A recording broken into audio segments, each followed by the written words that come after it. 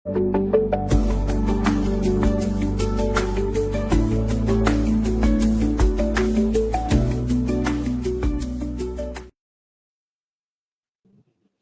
সুধী, প্রিয় শ্রোতা দর্শক মন্ডলী, আপনারা যে যেখান থেকেই দেখছেন দৈনিক আড্ডাবাজি পর্ব 23, সকলকেই অন্তরের অন্তরস্থল থেকে শুভেচ্ছা এবং ভালোবাসা। আমরা মোটামুটি নিয়মিতই, আমি বিশেষত এই আড্ডাটা করি। আপনারা মোটামুটি যুক্ত হন, আপনাদের মন্তব্যের ঘরে ঘরে আপনাদের মতামত জানান। আমি শিল্প সাহিত্যের বিভিন্ন ক্রিয়েটিভ মানুষদের নিয়ে একটু কাজ করার চেষ্টা করি, তাদের ভাবনা, তাদের গল্প, তাদের পরিবেশনা শোনবার চেষ্টা করি, আপনাদেরকে শোনানোর চেষ্টা করি। তো যাই হোক, সেই পর্যায়ে আজকে করতে করতে 23তম পর্বে একজন কবি এবং আবৃত্তি শিল্পী ফারহানা তাসমিন হ্যাপি আমার সাথে আজকে আছে। তার কথা শুনবো, গল্প শুনবো, কুশল বিনিময় করব। তার আগে আমাদের আড্ডাবাজির আয়োজনে অতিথির ছোট্ট একটা পরিচয়ের মাধ্যমে শুরু করি। ফারহানা তাসমিন হ্যাপি, জন্ম মেহেরপুর, বাবা মরহুম ফয়েজ আহমেদ, মা উম্মে হাবিবা লাকি। শৈশব থেকেই সাহিত্য সাংস্কৃতিক অঙ্গনে পথ চলা। তিনি নিয়মিত এখনো কবিতা লিখে চলেছেন, আবৃত্তি করে চলেছেন, মুক্ত মনের চর্চা করে চলেছেন। তো যাই হোক, আমি আর বেশি কথা বাড়াবো না। অতিথির কথা আপনারা শুনবার জন্য বসে আছেন। চলে যাচ্ছে আজকের অতিথি হ্যাপির কাছে। হ্যাপি, কেমন আছেন এবং শ্রোতা দর্শকদের সাথে আপনার কুশল বিনিময় করুন। হ্যাঁ, ভালো আছি। শুভেচ্ছা সকলকে। খুব সুন্দর একটা সময়, শুভ সময় আমি এখন নিয়ে এসেছি। যেহেতু কবিতার একটা বিষয়, আমার খুব আনন্দের জায়গা। যে কয়টা পারি আজকে কবিতা শোনাবো, কিছু কিছু কথাও হবে, এই আর কি। বাহ! এটা তো ভালো লাগলো। আমরা যে কবিতা বেশি শুনতে পারবো, এটা আনন্দের ব্যাপার। লোকে কবিতা শুনতে চায়। তো যাক, আমরা তাহলে আলাপচারিতা একটু শুরু করি, তারপরে আমরা কবিতা শুনবো। তো আপনার এই যে শিল্প সাহিত্যে পথ চলাটা, আমি তো ছোট করেই বললাম যে শৈশব থেকেই পথ চলা শুরু। এটা কখন কিভাবে আর কি শুরু হলো? আমরা শুরুর গল্পটা একটু শুনি। আমার প্রথম শুরু তো সাংস্কৃতিক অঙ্গনে আমার প্রথম শুরু কিন্তু নাচ দিয়ে। আচ্ছা, আচ্ছা, প্রথম আচ্ছা। শুরু, এ ব্যাপারটা আমার হ্যাঁ, জানা ছিল না। আচ্ছা, যাক, হ্যাঁ। প্রথম প্রথম শুরুটা আমার নাচ দিয়ে। আসলে যখন আমার প্রথম আমার বুদ্ধি হয় বলা চলে, যখন বুদ্ধি হয় তখনই দেখেছি বোন গান করছে। বাবা একজন অভিনয় শিল্পী, নিয়মিত নাটক করতো, মঞ্চে অভিনেতা ছিল আব্বা। বাড়িতে আচ্ছা। গানের আসর বসতো। এগুলো আমি মানে বুদ্ধি হওয়ার পর থেকেই দেখছি, যার জন্য বিষয়গুলো আমার ভিতরে এমনিতে এমনিতেই ছিল। মানে কিভাবে তার কিভাবে মানে যেন এই, ভিতরে আবার। না, এটা পারিবারিক আবহাওয়ার ভেতরেই আপনার শিল্প সাহিত্যের ওই মনটা বা ওই চর্চাটা শুরু হয়ে গেছে এবং প্রতিবন্ধকতার সম্মুখীন হয়নি, বরঞ্চ আরো বেশি উন্মুক্ত ভাবে আপনি করতে পেরেছেন। বাহ! তার হ্যাঁ, মানে তো এই যে পথটা শুরু শুরু করলেন, তাই এটা আহ যখন একটু বড় হলেন, বোধ বুদ্ধি আরো বেশি জাগ্রত হলো, তখন মানুষের তো বিভিন্ন অনুভূতি চেঞ্জ হয়। তো সেটাকে ধরে রাখার যে ব্যাপারটা, এটা কখন উপলব্ধি করলেন যে না, আমি এটা, আপনি এখনো ক্যারি করছেন আবৃত্তি, কবিতা লেখা, এটা চালিয়ে যাচ্ছেন। তো কখন মানে উপলব্ধি করলেন? আসলে সত্যি বলতে কি, প্রতিটা মানুষই কিন্তু লাইফে কোনো না কোনো সময় কি একাধিকবার ক্লান্ত হয় কিন্তু, এবং এই ক্লান্ত আচ্ছা। হওয়াটা দরকার আছে, হেরে যাওয়ার দরকার আছে লাইফে। আমার আব্বা যখন মারা গেল তখন আসলে সংগ্রামটা আমার তখনই কিন্তু শুরু হয়। হুম। শুরু হয় তো ওই যে কিছুদিন আমি না কেমন একটু জীবন বিমুখ হয়ে গেছিলাম। তা ওই যে ছোট শহর মেহেরপুর, খুব ছোট্ট একটা শহর। আর আমরা যখন ছোট ছিলাম তখন খুব কম পরিবারই ছিল মেহেরপুরে এই সাংস্কৃতিক অঙ্গনের সাথে জড়িত ছিল। তো দেখা যায় যে অনেক মানুষজন বলতো বাবা মারা মেয়ে এখনো গান করে, নাচ করে। হুম? তো এই যে এই বিষয়গুলো, তা আমি সত্যি বলতে তখন একটা ১২-১৩ বছরের মেয়ের পক্ষে এগুলো নেওয়াটা কিন্তু আমার জন্য এত সহজ ছিল না। এটা এতটা অবশ্যই। আমার জন্য আসলে, আমি স্বীকার করছি আমিও তো মানুষ। আমার আমার পক্ষে হুম। এতটা সহজ ছিল না। তো কিছুদিন আমি যেন এইগুলা থেকে একটু বিমুখ ছিলাম, বাইরের দিকটা কিন্তু আমার ভিতরে ছিল। বাসায় এসে ওই রবীন্দ্রনাথকে শোনা, নজরুলকে শোনা। অনেকে আমাকে বলতো এগুলা কিন্তু করলে পাপ হবে। প্রচন্ড এগুলা পাপ হয়। তা আমি যখন নজরুলকে গাইতাম, রবীন্দ্রকে পড়তাম, আমার কাছে মনে হতো এই শব্দগুলো আসলে পাপটা কোথায়? হুম। এই ভিতরটা। তার উপর পরিবারে ছিল বিষয়গুলা। পরিবারের সবসময় পজিটিভ কথাগুলো শুনতামই। হ্যাঁ? এরকম হুম, করতে, করতে বলেন এই ১২-১৩ বছর একবার ক্লান্ত হইছি। আবার যখন ১৮-১৯ বছর হলো, তখন আমি আরো ২য় ধাপে আরেকবার আমি ক্লান্ত হয়েছি। মেয়েদের জীবনে আসলে অনেক ইয়ে থাকে, সংগ্রাম থাকে। তারপরও হ্যাঁ, এই হ্যাঁ, আ প্রতিবন্ধকতা। য যখন মানে যখন অবসর হতাম, তখন আসলে এত বেশি পড়াশোনার ভিতরে থাকতাম, এত বেশি গান, কবিতা, গল্পের বই নিয়ে থাকতাম যে আমি আরো বেশি জেনেছি। যখন জেগেছি খুব সুন্দরভাবে জেগেছি আবার।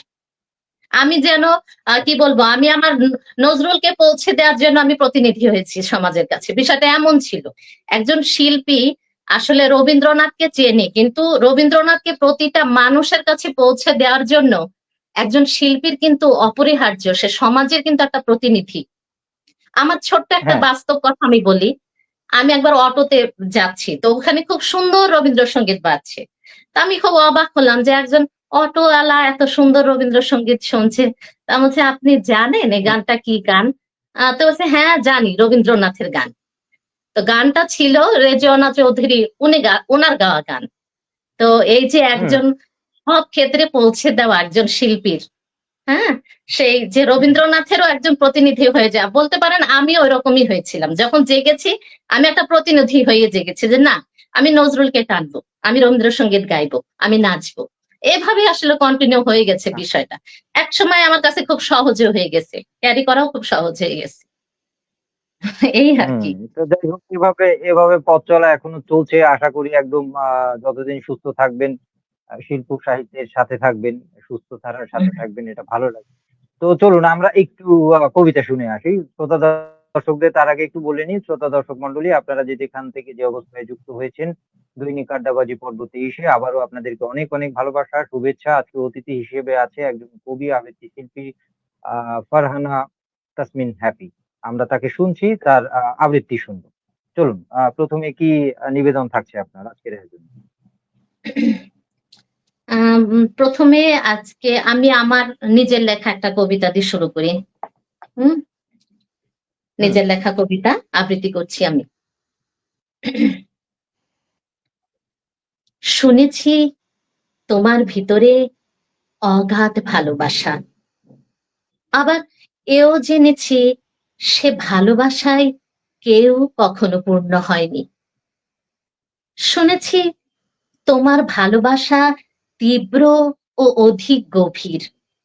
শুনেছি তোমার ভালোবাসার গভীরতা কেউ কখনো স্পর্শ করতে পারেনি। ভালোবাসা অনুভব করতে না জানলে সে ভালোবাসায় জগতে কার কি আসে যায় প্রিয়? শুনেছি তুমি দুঃখকে দুপায়ে ঠেলে দিয়ে সুখী হতে ভালোবাসো। যে হৃদয় দগ্ধ হয়নি কখনো, তার সুখ তো কেবলই আত্মপ্রবঞ্চনা মাত্র। সুখী হতে হলে নির্দয় দহনে নিজেকে পোড়াতে জানতে হয় প্রিয়। শুনেছি তোমার ভিতরে অগাধ মায়া। আবার এও জেনেছি যে মানুষ তোমাকে একবার ছেড়ে গেছে, সে দ্বিতীয়বার তোমার মায়ায় আটকা পড়েনি কখনো। শুনেছি তুমি মানুষকে খুব আপন করে নিতে পারো, অথচ শুনেছি তুমি মুক্ত বিহঙ্গের মতো বাঁচতে ভালোবাসো। মায়া আর টান তো এক জিনিস নয় প্রিয়। শুনেছি তোমার একটি পরিপূর্ণ হৃদয় আছে। আবার এও জেনেছি সে হৃদয় কাউকে ভালোবেসে বিলীন হয়নি কখনো।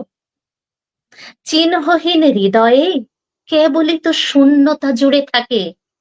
হৃদয়ে আঘাতের চিহ্ন রয়ে গেলে তবেই হৃদয় পূর্ণ হতে শেখে। ধন্যবাদ। বাহ! সুন্দর আপনার লেখা এবং আ আবৃত্তি দুটো মিলিয়ে সুন্দর বোধহয় একটা অনুরণন তৈরি হয়েছে। দেখছি আ কবি নাট্যকার তাপস চক্রবর্তী তিনি লিখেছেন শুনছি। ধন্যবাদ দাদা। আ আপনারা সাথে থাকেন বিধায় আয়োজন সুন্দর হয়। দাদার সাথে আড্ডা দিয়েছি গত অনুষ্ঠানে। আর দৈনিক আড্ডাবাজি হয়তো রেগুলার আমি প্রথমে শুরু করেছিলাম, কিন্তু আমার জন্য একটু চাপ হয়ে যায়। এজন্য ২-১ দিন পরে পরেই আয়োজনটা করার চেষ্টা করি। কারণ রেগুলার একটা টাইমে লাইভ করাটা মানে টাফ হয়ে যায়। তো যাই হোক, শ্রোতা দর্শক মন্ডলী, আপনারা যে যেখান থেকে যে অবস্থায় যুক্ত হয়েছেন, আবারও দৈনিক আড্ডাবাজি পর্ব ২৩ এর পক্ষ থেকে অনেক অনেক শুভেচ্ছা এবং ভালোবাসা আমরা শুনছি। এবং আমাদের আড্ডায় বা আমার আড্ডায় আজকে যুক্ত হয়েছে একজন কবি এবং আবৃত্তি শিল্পী ফারহানা তাসমিন হ্যাপি। তাকে আমরা শুনেছি কিছুদূর, আবৃত্তিও শুনেছি, আশা করছি আরো শুনবো।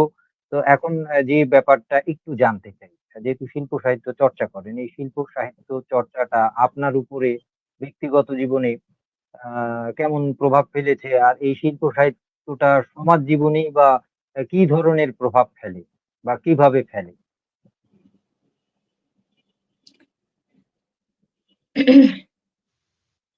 এখন সামাজিক ব্যাপারটা আমি কিন্তু আসলে বললাম, হ্যাঁ, কিভাবে ওটা আমি হুম। টিকে রেখেছি আমার ভিতরে। অনেক না, আপনার যেহেতু আমাদের আপনার ভেতরে না, মানে আপনার ভেতরে না, মানে সমাজ জীবনে আসলে শিল্প সাহিত্য চর্চাটা আহ কি ধরনের প্রভাব আর কি ফেলে? ভালো প্রভাব, মন্দ প্রভাব, বা কিভাবে ফেলতে পারে? কবিতা পড়ে একজন ভালো মানুষ হতে পারে কিনা, তার ন্যায় অন্যায় জ্ঞান হতে পারে কিনা, এই ব্যাপারটা আর কি। অবশ্যই একজন সংস্কৃতি মনা মানুষ। আমার কাছে তো নজরুল কবিতা, এদের কবিতা, রবীন্দ্রনাথের কবিতা অনেকটা প্রার্থনার মতো মনে হয়। হুম, এত খুব সহজে এগুলা মানুষের কাছে পৌঁছানো যায়। আমি তো মনে করি মাদ্রাসার বাচ্চাদেরও রবীন্দ্রসঙ্গীত, নজরুল সঙ্গীত এগুলো শেখানো উচিত। আমি মনে করি এই যে সমাজে ওদের ওদের এই যে একটা নেগেটিভিটি আছে না, যে গান মানেই পাপ। গান, আমি মনে করি ওরা গান করুক না করুক, অন্তত নজরুল পড়ানো উচিত, রবীন্দ্র ওদের এগুলো শব্দগুলোও যেন এক একটা প্রার্থনার মতো মানুষের কাছে খুব সহজে চলে যায়। হুম, হুম। তো অবশ্যই আমি মানুষের প্রচন্ড ভালোবাসা পেয়েছি। আমি আমি সাংস্কৃতিক অঙ্গনে ছিলাম বলে, আবার ঘৃণিতও হয়েছি খুব। ঘৃণিত আচ্ছা। হওয়াটাও আমার দরকার আছে, এবং আমার যে পার্টনার, আমার যে সঙ্গিনী, হ্যাঁ, সেও কিন্তু হ্যাঁ। একজন সাংস্কৃতিক কর্মীর হলো সঙ্গী হওয়াও কিন্তু এত সহজ না আসলে, তাকেও কিন্তু অনেক কিছু সহ্য করতে হয়। হ্যাঁ, তাকেও কিন্তু অনেক কিছু হ্যাঁ, এটা কেউ তো তাই। ভালো বলে, কেউ খারাপ বলে। এই মানসিক দিকটা অবশ্যই সে যে আমাকে সাপোর্ট করে, বা এই যে ধুর কাউকে সে কোনো কথাই পাত্তা দিল না সে, এটাও হুম, তো মানে একটা হুম। বিষয় টিকিয়ে রাখার বা আমাকে আরো এগিয়ে নেওয়ার। সহযোগিতা থাক, অসহযোগিতা থাক, যেটাই হোক, বাট সে তো ওইটাতে রিয়াক্ট করেনি কখনো। হ্যাঁ, যে ভালো হ্যাঁ, বলেছে হ্যাঁ, না, সে এটা খুশি বড় হয়েছে, ব্যাপার। যে খারাপ বলেছে তাকেও সে কখনো পাত্তা দেয়নি কিন্তু।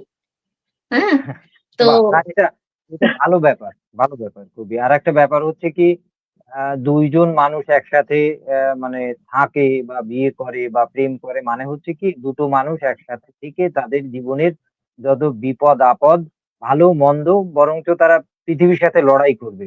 মূলত আদর্শ দম্পতি বলতে এটাই আ আ গ্রহণ করা হয় বা বলা হয়। এজন্যই মানুষ তার দাম্পত্য জীবন শুরু করে। কিন্তু অধিকাংশ ক্ষেত্রে আমরা সমাজে যেটা দেখি, আশেপাশে যেটা দেখি, সেটা হচ্ছে এদের ভেতরকার দুজনের দ্বন্দ্বই শেষ হয় না। তো এরা পৃথিবীর সাথে লড়বে কখন? এবং নিজেদেরকে গড়বে কখন? হুম, হুম, ঠিক আছে? যাই হোক, এটা শুনে ভালো লাগলো যে আমাদের আপনি যাকে জীবন সঙ্গী পেয়েছেন, সে আপনাকে এই যে উদারভাবে সহযোগিতা করছে, সাহায্য করছে এবং সাপোর্ট করছে।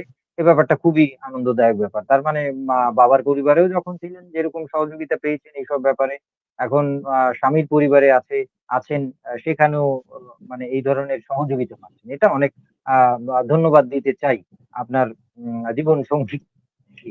এটা বিশেষ। তো যাক, দেখছি আ রেজা জমাদ্দার লিখেছে, নাইস, আ দেখছেন তিনি। ধন্যবাদ আপনাকে। সাথেই থাকুন। তো চলুন আরেকটু কবিতা শুনে আসি। আজকে একটু কবিতা বেশি শুনবো আপনার।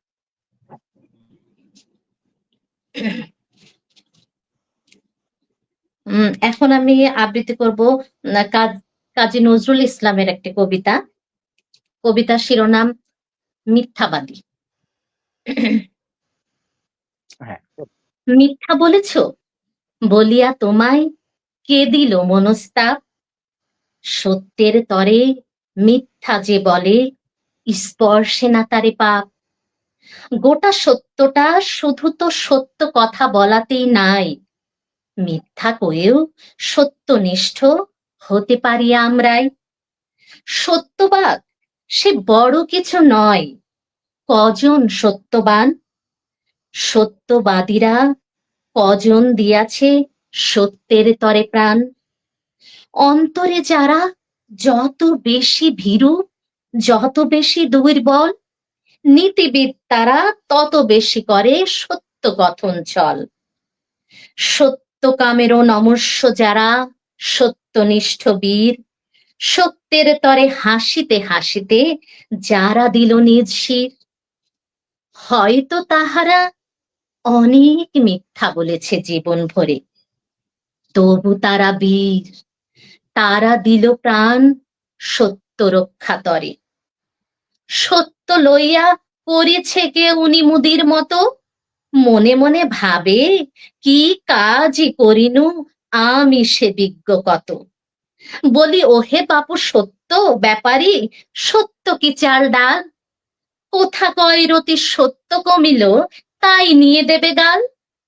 সত্য মুদির তথ্য অমুক বীরের জীবনে কমেছে, এতটুকু সত্য। কে আসে বাবা সত্যেরে তবু এরা মাপে, ও যে গনে 10টি কথায় বাঁধিল সত্য, হেসে মরি মনে মনে। বাটখারা রশি নিয়ে এলো সত্যের পিসি মাসি, মাপিয়া মাপিয়া ভরিল বস্তা, গুনে গুনে বাঁধে খাসি।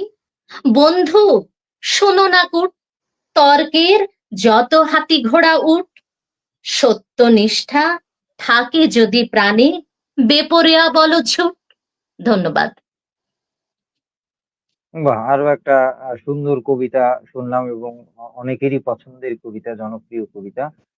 দেখছি আমাদের সাথে যুক্ত হয়েছে আফরোজ তুলি লিখেছে। বাহ! খুব ভালো লাগলো। ধন্যবাদ আপনাকে। সাথেই থাকুন। তো আমরা কবিতা দুটো শুনলাম, আলোচনা শুনলাম, শিল্প সাহিত্য সম্বন্ধে আপনার মতামত শুনলাম। এখন একটু যে ব্যাপারটা ওই যে আপনি ১ম এ বলছিলেন ওই ব্যাপারটা আরেকটু শুনি আরকি ভালো করে। যেহেতু আপনার ব্যক্তি জীবনের জন্য না, গোটা নারী সমাজের জন্য। কারণ আমাদের সমাজের অর্ধেক যদি পুরুষ হয়, মানে আমরা ওভারঅল যদি ধরি তাহলে অর্ধেক তো নারী। তো এই যে নারীদের বিশেষত শিল্প সাহিত্য চর্চায় একটা ছেলেকে যতটা না এমনিই শিল্প সাহিত্য যারা চর্চা করে কম বেশি অনেক বাধা এবং প্রতিবন্ধকতার সম্মুখীন হতে হয় বিভিন্ন পর্যায়ে গিয়ে। তো নারীদের প্রতিবন্ধকতা এই ব্যাপারটা এবং নারীদের মানসিক সামাজিক প্রতিবন্ধকতার সাথে মানসিক প্রতিবন্ধকতা এই ব্যাপারগুলো কিভাবে দেখেন বা এর উত্তরণী বা কিভাবে সম্ভব বা কিভাবে বেরিয়ে আসতে পারে? এই ব্যাপারটা আপনার কাছে একটু শুনি। এখন আমার নিজের অভিজ্ঞতায় যেটা বলবো, আমার তো আসলে পরিবারই ছিল সাংস্কৃতিক অঙ্গনের। হ্যাঁ, যার হুম, জন্য আমার আসলে ওইভাবে পরিবারে অসুবিধা হয়নি, আমি স্ট্রাগলটা যতটুকু। করতে হ্যাঁ, পারিবারিক স্ট্রাগলটা করতে হয়নি। হ্যাঁ, হ্যাঁ। ওর জন্য আমার সন্তানের, কন্যা সন্তানের ভিতরে প্রতিভা আছে। প্রতিভা আছে। সেটা আসলে মা-বাবাকে সেটাকে প্রতিফলিত করার সুযোগ দিতে হবে ১ম এই পরিবারকে। আমি যদি আমার হুম, ঘরেই যদি আমার প্রতিভা নিরাপদ না হয়, তো বাইরে তো প্রশ্নই আসে না। আমাদের সমাজ এমনিতেই, এখনো বলছি, এখন আমাদের সমাজ নারী বান্ধব না। আমাদের হুম, সমাজ এখনো নারী বান্ধব না। তা আমার প্রতিভা যদি আমার পরিবারেই নিরাপদ না হয়, বাইরে সেখানে প্রশ্নই আসে না। আর আমাদের এই যে ধর্মীয় দিকটা আছে, কিছু প্রতিভা থাকলে গান নাচের শুরুতেই আগে এটা পাপ, এটা করা যাবে না, এই যে বিষয়টা ধরিয়ে দেওয়া হয়। আমি আমি প্রতিটা প্যারেন্টসদের অনুরোধ করব, আপনারা নজরুল পড়বেন, আপনারা রবীন্দ্র পড়বেন, এখানে শব্দগুলোতে কোথায় পাপ আছে একটু যদি বোঝার চেষ্টা করেন। হ্যাঁ, এই শব্দগুলো হুম, আপনি একটু বোঝার চেষ্টা, এখানে পাপ কোথায়। যে ভাষাগুলো, হুম, যে শব্দগুলো আমি আমার গানের মাধ্যমে, আমি আমার প্রেমকে আরো বেশি গভীর করছি, আমি আমার স্বদেশ প্রেমটা আমি গানের মাধ্যমে জানাচ্ছি, আমি মানুষের কথা গানের মাধ্যমে জানাচ্ছি। এখানে দয়া করে অভিভাবকদের অনুরোধ করব, এখানে একটু আসলে পাপ কোনটা একটু বুঝে দেখার জন্য। পাপ পুণ্যর যে তফাৎটা, এটা আমাদের এখনো ঘরেই সমস্যা আছে। হ্যাঁ? যদি আমার আচ্ছা, কন্যা সন্তানের ভিতরে প্রতিভা থাকে, তো দয়া করে আমি তাকে যেন বস্তাবন্দি না করি প্রথমেই। আমি তাকে যেন গায়ে আলো বাতাস একটু লাগতে দিই। হ্যাঁ, খোলা হাওয়ায় যেন একটু আমার কন্যা সন্তানটা বেড়ে ওঠে, এবং খোলা হাওয়ায় যে গান বাতাস খেতে খেতে আমার যে সুর ওঠে, সেই সুরটা যেন মা বাবা একটু কান দিয়ে শোনে, প্রকৃতিতে যেন একটু মিশতে দেয় তাকে। এটাই আমার অনুরোধ থাকবে আচ্ছা। অভিভাবকদের প্রতি। তাহলে আহ, আপনার মানে এক পরামর্শ তো কথায় বুঝলাম। আমার পরিবারটা আগে নারীদের, নিরাপদ হতে হ্যাঁ, হবে আমার প্রতিভার জন্য। পারিবারিক ব্যাপারটা বুঝলাম, কিন্তু অনেক ক্ষেত্রে দেখা যাচ্ছে প্রাপ্ত বয়স্ক অনেক নারীরা তারা যে তাদের মনোজগতেও কিন্তু বিভিন্ন ধরনের প্রতিবন্ধকতা এবং কুসংস্কারও আছে। আপনার বয়সী হুম, ১০ জন নারীকে এক জায়গায় করলেই আপনি দেখতে পারবেন। তো সেই ব্যাপারগুলো কেন এবং কিভাবে তারা বেরিয়ে আসতে পারে বলে আপনার মনে হয়? এখন এই জায়গাটা বেরিয়ে আসা, আমি যেমন বলি, আমি যখন আমার বাচ্চাকে নিয়ে বাইরে যাই বা কোথাও যাই, আজকাল যেটা হয়, যদি আমরা 20 জন থাকি, তো 18 জনই থাকে আপনার খুব গভীর, সরি আমি সম্মান রেখেই বলছি, সবার পোশাকের প্রতি সম্মান রেখেই আমি বলছি।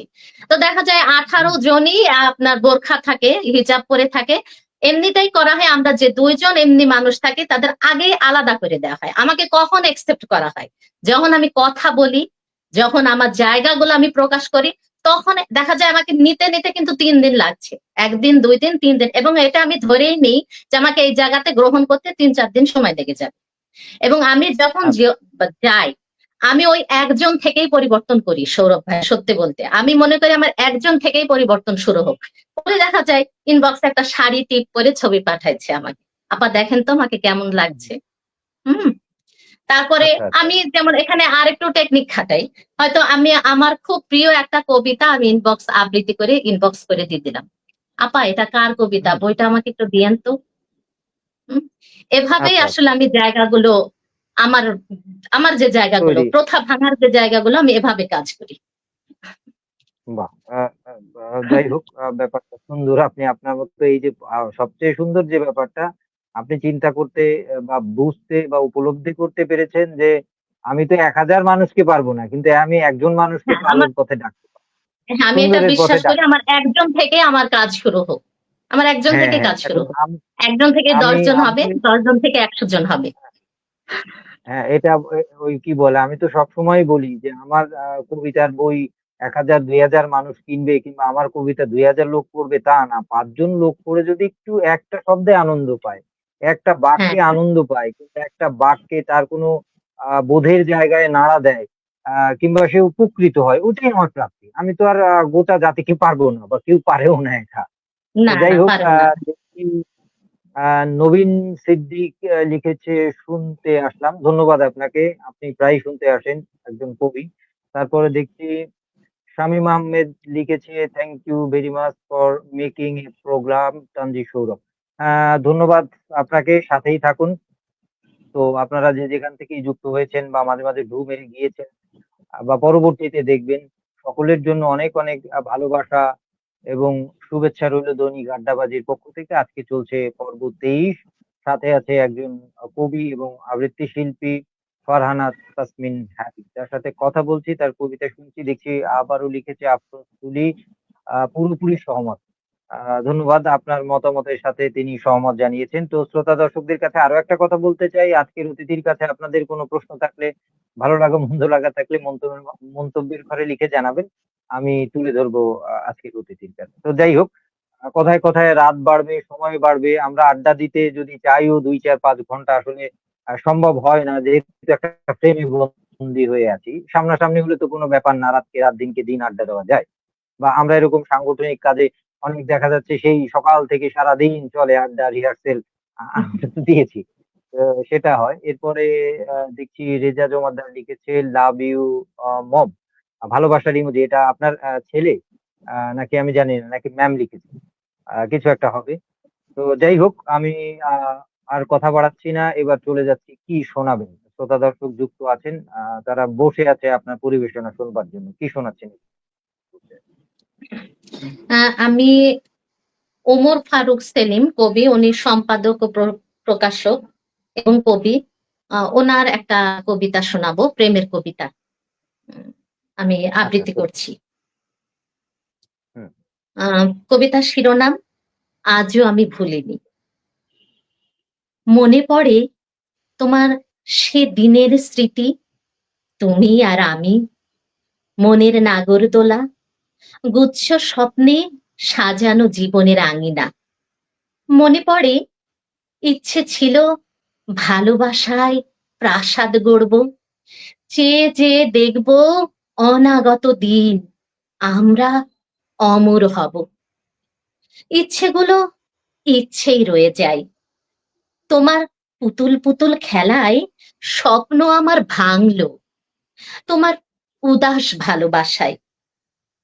দিন যায়, রাত যায়, মাস যায়, দিন 40-এর মাথায় তোমার আগমন সেই পরিত্যক্ত দরজায়।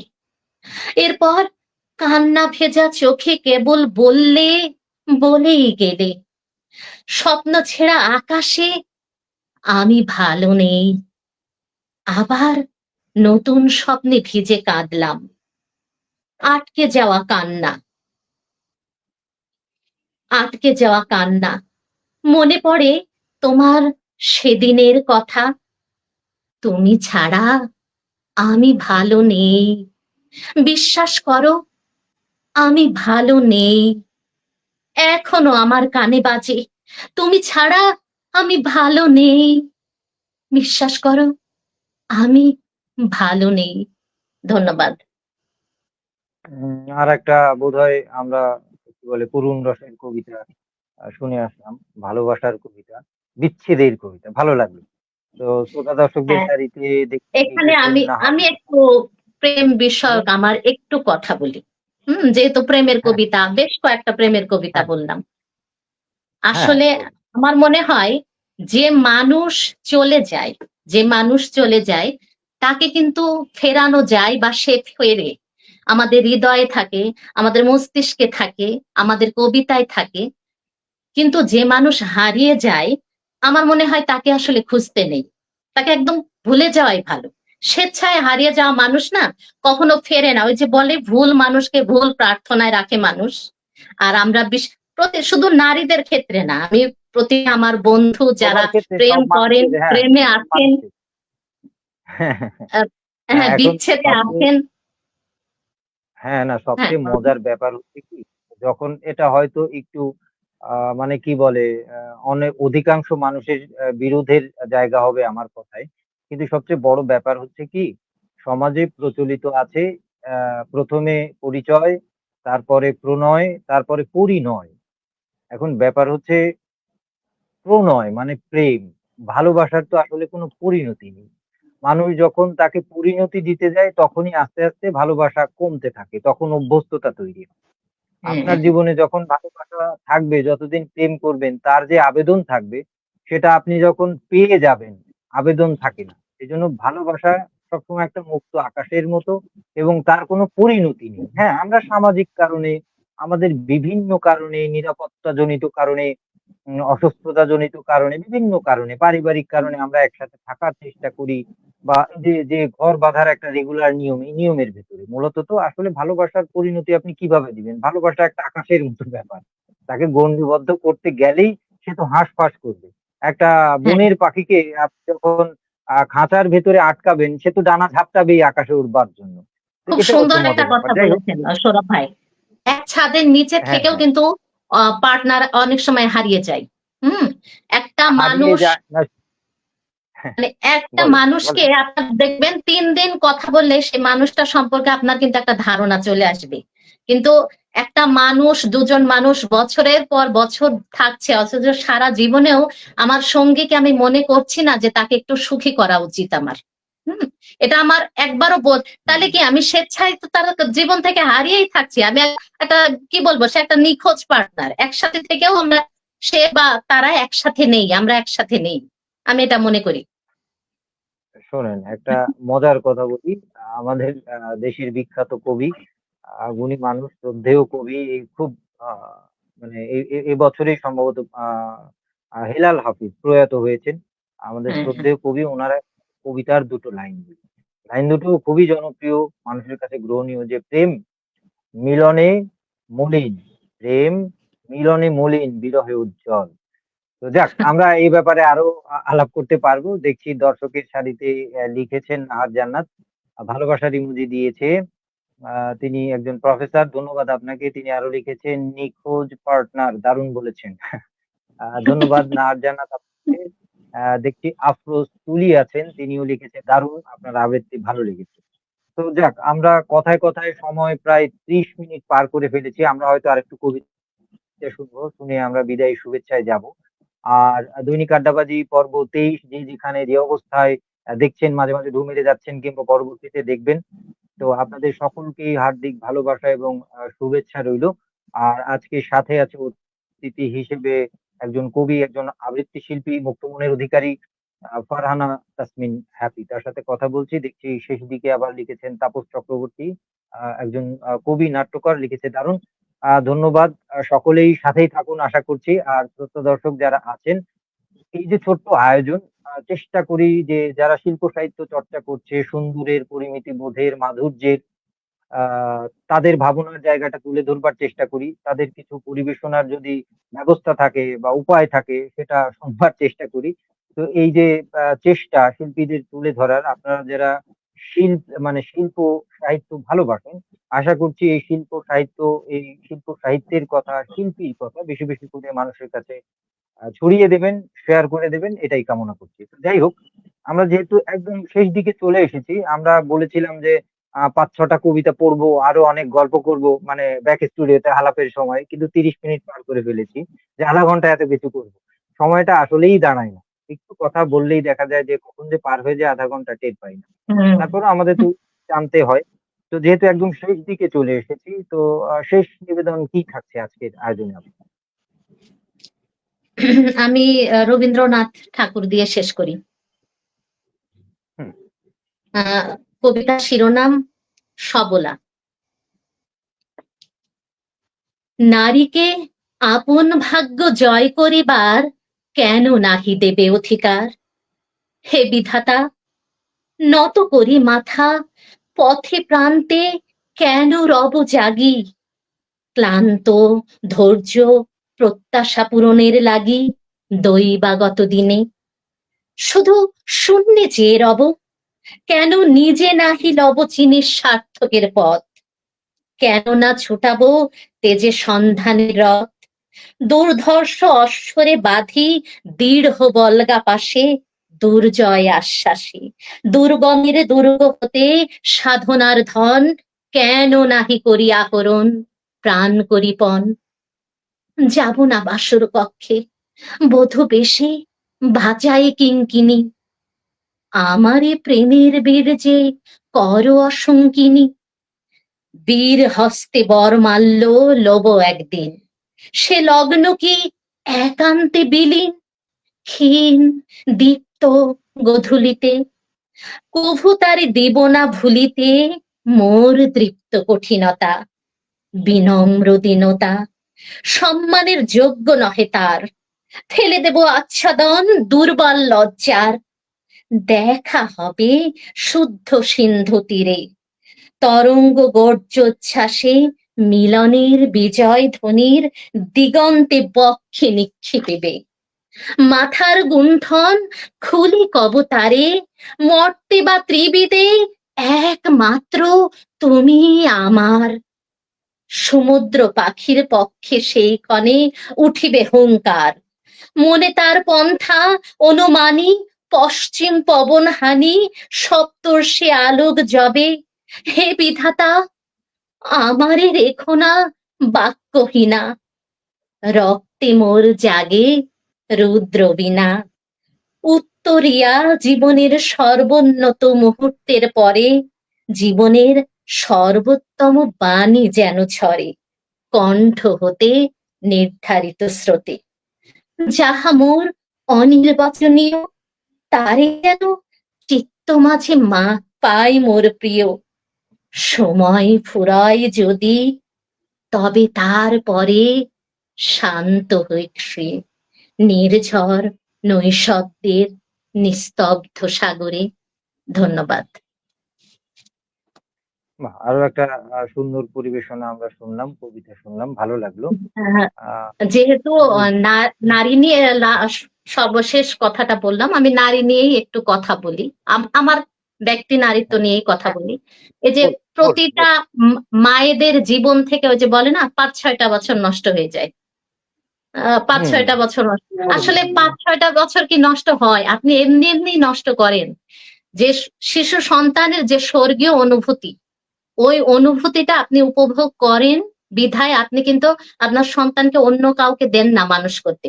অনেক টাকার মালিক আছে হুম, যারা চাইলেই মানুষ রেখে সন্তানটা মানুষ করতে পারে। কিন্তু মায়েরা সাধারণত করে না। ওই স্বর্গীয় অনুভূতিটা না মায়ের এখনো যদি আমাকে জিজ্ঞাসা করা হয়, আমার জীবনের সুন্দর মুহূর্ত কি? তবে আমি বলব আমার ২ ছেলের শিশু শৈশবের যে বিষয়টা, একদম শৈশবটা, একদম শিশু স্তনপান থেকে শুরু করে এখন পর্যন্ত ছোটটার বয়স ৮ বছর। এটা আমার জীবনের সবচেয়ে শ্রেষ্ঠ মুহূর্ত এগুলো। এই স্বর্গীয় মুহূর্ত আমি চাইলে মানে ৫-৬ বছর কেন ১০ বছরও আমি নষ্ট করতে পারি। হ্যাঁ। তো যাই হোক, এখন এটা যেহেতু আপনি যে বললেন, এটা হচ্ছে ব্যাপার, মানুষ চয়েস এর অপশন থাকে। মানুষের যেকোনো কাজের জন্য আ আ মানে কি বলে, অনেক, অনেক পথ থাকে। তো মানুষ যে পথ বেছে নেবে তার পরিণতি সেরকমই হবে। অধিকাংশ ক্ষেত্রে এরকম হয়। কিছু ক্ষেত্রে দেখা যায় এমন না, একটা সিচুয়েশন এসে ফেঁসে গেছে বা অন্য কিছু হয়েছে, সেগুলো আলাদা ব্যাপার। এখন কেউ যদি চায় কোনো নারী যে আমি মাতৃত্বের স্বাদ নেবো, মাতৃত্বের স্বাদ নেবার পরে তার যদি আবার পরে হয় যে আমার ৭ টা বছর জীবন থেকে চলে গেল, এবং সেটা নিয়ে তার পার্টনারের সাথে ঝগড়া করতে হয় বা সমাজের সাথে বাকবিতণ্ডা করতে হয়, এটা খুবই দুঃখজনক।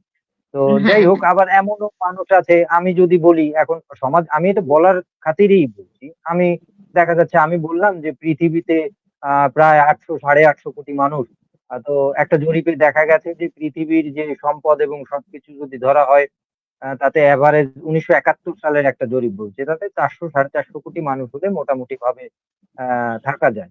তো সেই হিসাবে পৃথিবীতে যেহেতু ৮০০ কোটি মানুষ তো ওভারলোডেড হয়ে গেছে। তো আমি চিন্তা করলাম এত মানুষ আছে, তো আমি আবার নতুন করে কেন মানুষ প্রোডাকশন করব? কথার কথা বলছি। তো সেই জায়গা থেকে তাকেও ঘৃণা করার কিছু নেই। তবে কেউ যদি না, স্বেচ্ছায় না যে জিনিস বেছে অবশ্যই। নিচ্ছে, সে জিনিস নিয়ে তার আ আ বা যে জিনিস সে বেছে নিচ্ছে, নেওয়ার পরে সেটা নিয়ে আফসোস করার কিছু নেই। আমি একটা হ্যাঁ, সিদ্ধান্ত নিয়েছি। তো তাতে ভালো হোক, মন্দ হোক, সেটাই আমাকে মানে লিড করা উচিত, এবং তাকে যে হ্যাঁ, সিদ্ধান্তটা আমি নিয়েছি। আমি এটা চাইতাম। তবে যেটা সমস্যা হয়, মানুষের চিন্তায় বা ভেতরে ২ টা অংশ থাকে তো প্রধানত। চেতন আর অবচেতন। সে চেতনে যা চাইছে, অবচেতনে হয়তো তার বিপরীত চেয়ে বসে আছে। সেটা উপলব্ধি করতে তার ১০ বছর লাগে। তো এরকম ঘটনা ঘটলে তখন তার ভেতরে এরকম কাজ করে। তো যাই হোক, ইনার অনেক ব্যাপার-স্যাপার আছে। সেগুলো যারা মনোবিজ্ঞানী বা বিশ্লেষক বা এরকম পড়াশোনা করেছেন তারা বুঝবেন। তো আমরা যেহেতু কথায়, কথায়, কবিতায় একদম শেষের দিকে চলে এসেছি। তো শ্রোতা দর্শকদের উদ্দেশ্যে আজকের এই ছোট্ট আয়োজনে আপনার বিদায়ী শুভেচ্ছা সকলের সাথে বা বিদায়ী কথন বিনিময় করছি। খুব সুন্দর সময় কাটলো। শুভ সময় কাটলো আবৃত্তি নিয়ে। আর আমাদের সৌরভ ভাইকে অনেক ধন্যবাদ আমাকে এই সুযোগটা দেওয়ার জন্য। আবৃত্তি আমার কাছে অন্যরকম একটা ভালো লাগার জায়গা। আর আমার তো ফেসবুক আছেই, আপনারা খেয়াল করবেন আমার ফেসবুকটাকে আমি কিন্তু আমার প্রতিভা প্রকাশের জায়গা হিসাবে বেছে নিয়েছি। হুম, আমার কিন্তু ওই অযথা ওই সেলফি বা আমি ব্যক্তি রেসপেক্ট জীবনের সবার প্রতি নিত্যদিনের কর্মকাণ্ড দেখাই। হ্যাঁ, হ্যাঁ। আমি আমি কিন্তু ওইভাবে আমার ফেসবুকটাকে আমি ব্যবহার করি না, আমার সামাজিক যোগাযোগ মাধ্যমটা। ওখানে ঢুকলে দেখবেন আমি আমার জায়গাটাকেই আমি আমার প্রতিভা প্রকাশের জায়গা হিসাবে বেছে নিয়েছি। তো সেখানে সবার খুব মাঝে, মাঝে সুন্দর, সুন্দর গঠনমূলক মন্তব্য থাকে। সেগুলো থেকে আমি আরো বেশি শিখি। এজন্য আমার দর্শক, বন্ধু এদের প্রতি আমি অনেক বেশি আমার নত শির কৃতজ্ঞতা যে আপনারা আমার লেখাগুলো পড়েন, আমাকে শুধরান, সুন্দর, সুন্দর মন্তব্য করেন এবং আমি যতদিন আছি আমার ভিতরে যতদিন প্রতিভা আছে, আমি যতদিন সামাজিক যোগাযোগ মাধ্যম ব্যবহার করতে পারবো ওটা আমি গঠনমূলক ভাবেই ব্যবহার করব। আপনারা পাশে থাকবেন, পাশে আছেন। অনেক, অনেক কৃতজ্ঞতা। শুভরাত্রি। আ অনেক ধন্যবাদ। তো শ্রোতা দর্শক মন্ডলী, আপনারা যে যেখান থেকে যুক্ত হয়েছিলেন, কিংবা পরবর্তীতে দেখবেন, মাঝে, মাঝে ঢুঁ মেরে গিয়েছেন বা দেখবেন না, সকলের জন্য অবশ্যই প্রীতি থাকবে। তো এই হচ্ছে কথা, দৈনিক আড্ডাবাজি আমি প্রায়ই করি। আশা করছি আপনারা সাথে থাকবেন। মন্তব্যের ঘরে যিনি অতিথি থাকবেন, ভালো লাগা মন্দ লাগা প্রশ্ন তুলে ধরবেন। আমিও তুলে ধরবো। তো নতুন কোনো পর্বে আর আজকের আয়োজনে অতিথি হিসেবে ছিল একজন কবি, মুক্ত মনের মানুষ, মুক্ত চিন্তার মানুষ এবং আবৃত্তি শিল্পী ফারহানা তাসমিন হ্যাপি। তার সাথে অনেক গল্প হলো। আবৃত্তি শুনলাম। আমার ভালো লেগেছে। আশা করি আপনাদেরও ভালো লেগেছে, মন্তব্যের ঘরে তাকালে বুঝতে পারছি। তো যাই হোক, আমি আর কথা বাড়াবো না। নতুন কোনো আড্ডাবাজিতে, নতুন কোনো পর্বে, নতুন কোনো অতিথি নিয়ে আপনাদের সাথে দেখা হবে। সেই পর্যন্ত যে যেখানে যে অবস্থায় আছেন, ভালো থাকবেন, সুস্থ থাকবেন, সত্য এবং সুন্দরের সাথে থাকবেন। এই বলে বিদায় নিচ্ছি। শুভরাত্রি।